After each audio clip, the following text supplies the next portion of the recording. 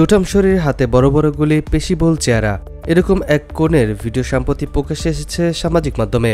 Viral হয়েছে ভিডিওটি। যদিও ভিডিওর সত্যতা যাচাই করা যায়নি।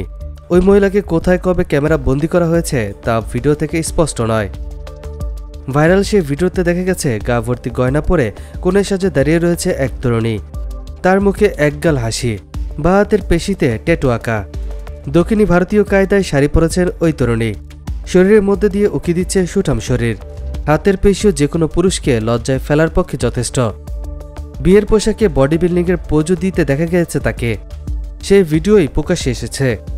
ভিডিওটিকে কেন্দ্র করে হইচই পড়ে গেছে সামাজিক মাধ্যমে।